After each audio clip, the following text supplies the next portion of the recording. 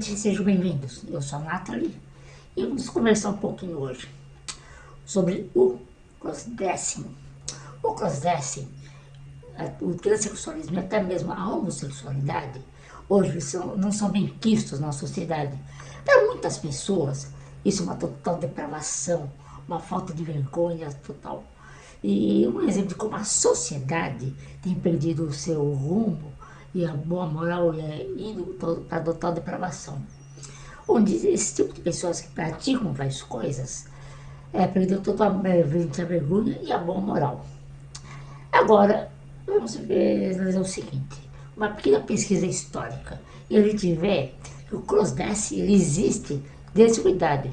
Jogaram idades que, por assim dizer, eram trans, outras que praticavam crossdressing, sem falar de nobres e importantes cargos, e dizem que as áreas de empreendimento, ele está repleto de situações de assim. Então, venha comigo e vamos juntas percorrer a história através da origem do crossdressing e da transexualidade. Na mitologia, há muitos relatos e histórias que envolvem tanto o crossdressing como o transexualismo, refletindo a complexidade e a diversidade de culturas antigas tem em relação à identidade de gênero. Na mitologia grega, que é a mitologia mais comum para nós aqui no Ocidente, aqui somos mais comumente habituados, o jovem Aquiles, ele foi pego por sua mãe, Tétis, que o disfarçou de menina para esconder do rei Licomedes, para evitar que ele fosse para a guerra de Troia. E assim ele viveu entre as filhas do rei sob o nome de Pirra. O famoso vidente Tiresias, ele também viveu como homem e como mulher, segundo a lenda da mitologia grega. Ele foi transformado em mulher após bater acidentalmente em duas cobras, enquanto elas copulavam. E assim ele viveu como mulher durante 7 anos, antes de encontrar novamente as mesmas cobras e ser transformado novamente em homem. Na mitologia nórdica, os vikings, aqueles homens bravos, senis, musculosos, muito machos, eles têm o mito do roubo de martelo de Thor, onde o deus do trovão, aquele deus nórdico grande, imponente, ele se veste como Freya, a deusa nórdica, para enganar o gigante Thrym, que havia roubado o Mjolnir, o martelo encantado de Thor. E assim, ele e Loki, no caso Thor, se disfarçam como noivas para recuperar o Mjolnir. Mas não para por aí não, gente. Na mitologia do Mahabharata, Arjuna, ela passa um ano disfarçada como Piranala, que é um eunuco e professor de dança, durante o período de exílio. Também temos os deuses Shiva e Vishnu, que assumem formas femininas. Também um exemplo disso é a famosa história de Bohinia, a forma feminina de Vishnu, que seduz os demônios para recuperar o néctar da imortalidade. E tem mais gente, tem outras mitologias, por exemplo, na mitologia japonesa, em certas versões dos mitos da criação, os deuses Izanami e Izanagi trocam de papéis e de identidades, refletindo assim uma fluidez de gênero. E na Mesopotâmia, o deus, a berço da civilização, a deusa da vitalidade, amor, guerra e justiça, Ishtar, tem histórias que desenvolvem a transformação de homens em mulheres e vice-versa. Ela é frequentemente associada ao travestismo e rituais sagrados. E essas histórias, essas crenças, elas mostram que a diversidade de gênero não é um conceito moderno, como muitos pensam, mas uma parte intrínseca das histórias e crenças humanas ao longo de toda a história. Agora, ao longo dos séculos, muitas culturas criaram histórias e lendas sobre heróis que praticavam o crossdressing, que tinham identidades trans. Por exemplo, o caso da nossa querida a França, Charles Geneviève e Louis-Auguste André Timothée de Beaumont. Ele foi um diplomata e espião francês, Ele viveu a primeira parte de sua vida como homem e a segunda como mulher. Ele foi conhecido como Chevalier d'Homme. Ele desafiou todas as normas de gênero e é uma figura histórica muito fascinante, que é considerado, pode ser considerado como a precursora do movimento trans.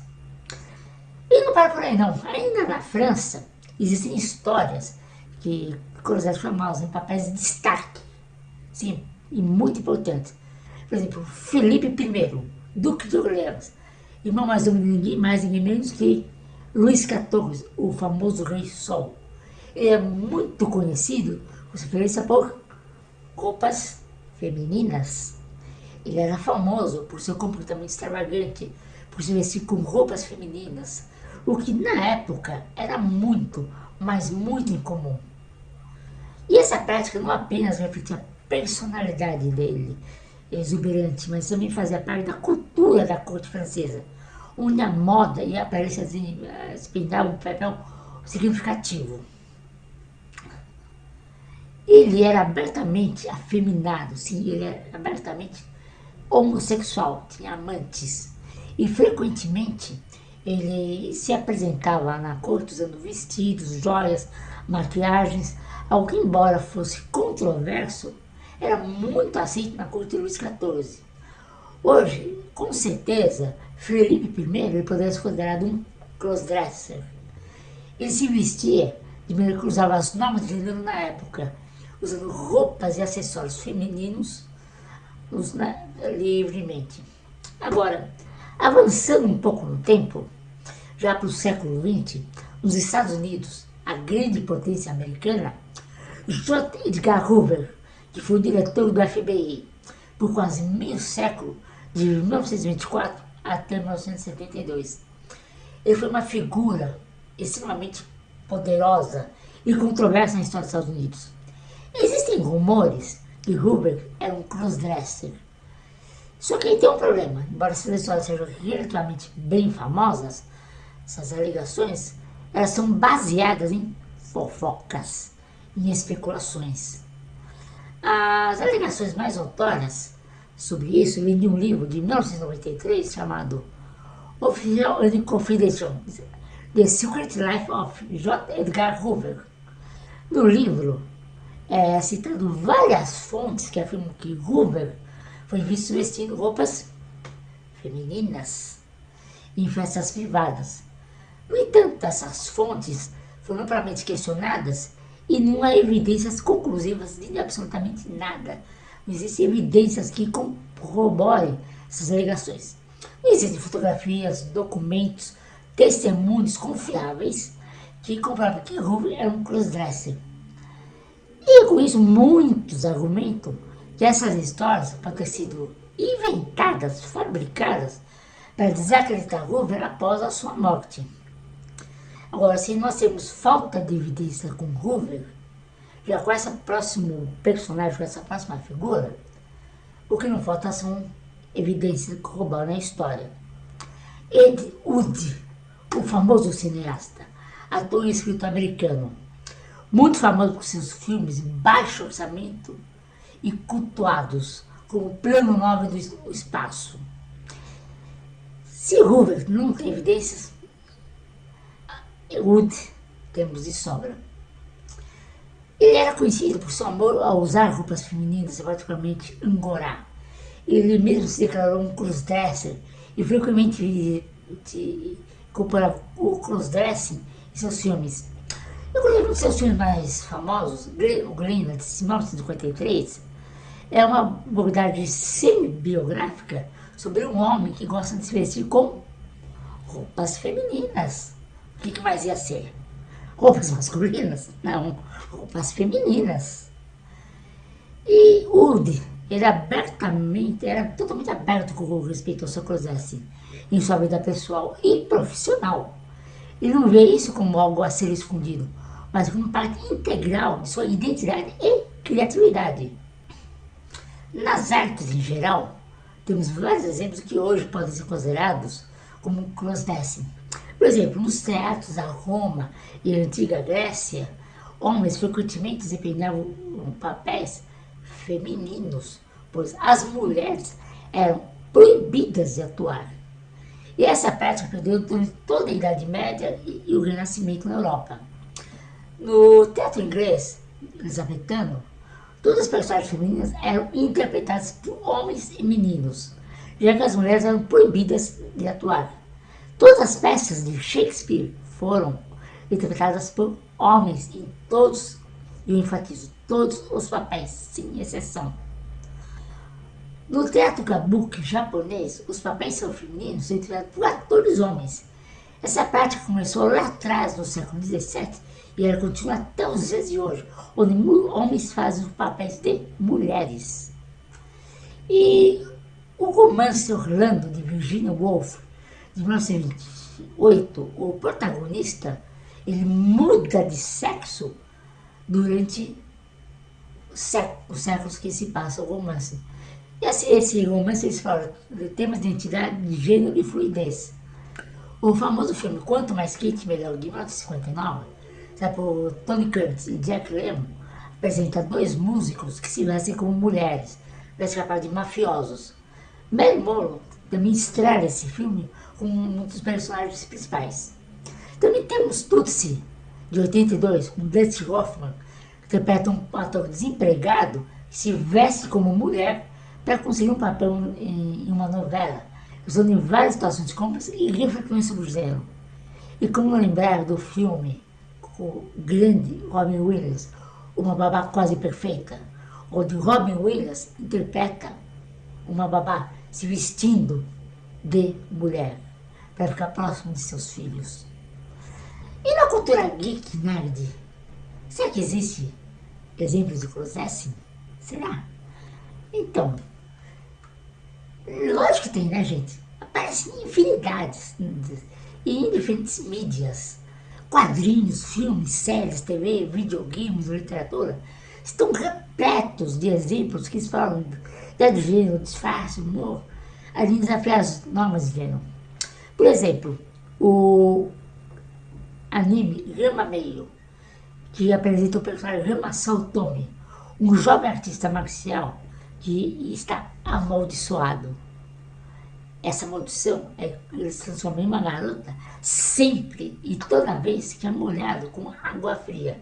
E volta a ser um garoto quando é molhado com água quente. E a mística dos X-Men da Marvel era um mutante que tinha a habilidade de mudar de forma, frequentemente assumindo tanto formas femininas como masculinas. E na grande e poderosa DC, lá dos deuses dos quadrinhos, o grande amigo do peito do super-homem, Jimmy Olsen, tem várias leituras que incluíam crossdressing nos quadrinhos clássicos. Essas histórias têm um tom leve, frequentemente humorístico, e durante a Era de Ouro, a Era de Prata dos quadrinhos, do Jimmy, ele tem sua própria série e passa por diversas situações e disfarces, incluindo assim o crossdressing. Em Sailor Moon, a fetichista, glamurosa Sailor Moon, os personagens da Karukura Tenno, a Sailor Urano e Zoe City destacam por desafiar as normas de gênero.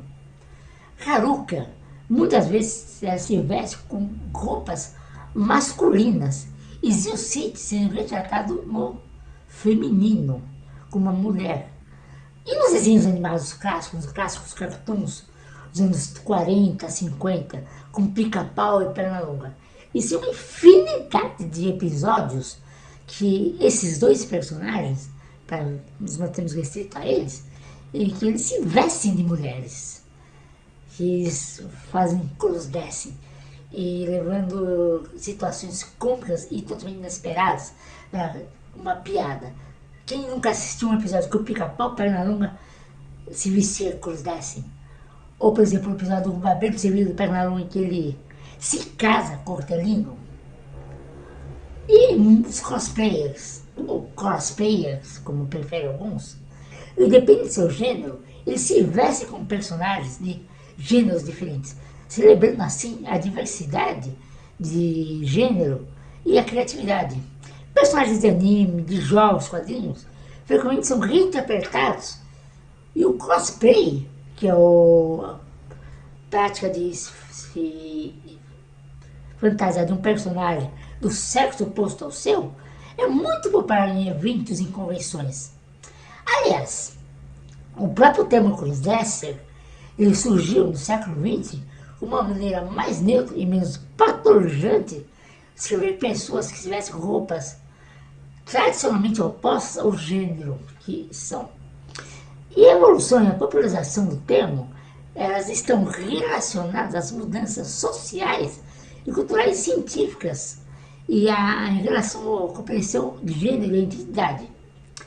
Agora, hoje em dia, o termo crossdresser é amplamente reconhecido, utilizado também aqui no Brasil. E ele é especialmente da comunidade LGBT. E entre aqueles que exploram a expressão de gênero de maneiras não convencionais. Portanto, não existem justificativas válidas para o preconceito contra o crossdressing ou qualquer expressão de gênero. A história mostra que o crossdressing tem sido uma prática comum em diversas culturas e épocas, utilizando contextos variados como teatro, literatura, rituais religiosos, sociais, e ele serve como uma forma de expressão pessoal e artística. Ele é encontrado em praticamente todas as culturas e períodos da história. As sociedades patriarcais, fortemente religiosas, muitas vezes elas impuseram normas rígidas de gênero, onde qualquer desvio era visto como uma ameaça à ordem social. O preconceito geralmente deriva de normas sociais rígidas, de conhecimento. Mas à medida que a sociedade evolui e se torna mais informada, a aceitação tende a aumentar, coisa que diretamente temos presenciado. Ainda está longe do ideal, é verdade, mas pode negar no fato que houve avanços. E até a próxima, gente. Vejo vocês em breve, meninas.